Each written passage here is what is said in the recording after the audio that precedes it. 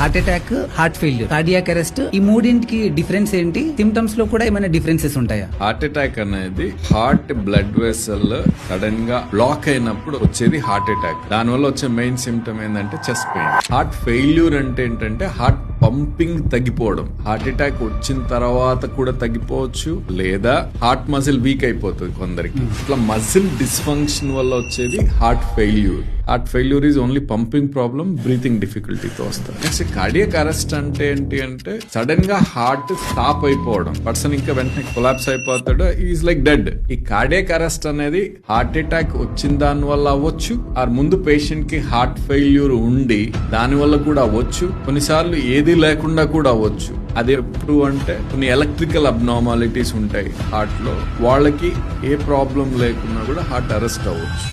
ఈ వీడియోని మీ friends and ఫ్యామిలీతో షేర్ చేయండి. ఇన్ఫర్మేషన్ వర్తి అనిపిస్తే ఒక్క లైక్ చేయండి.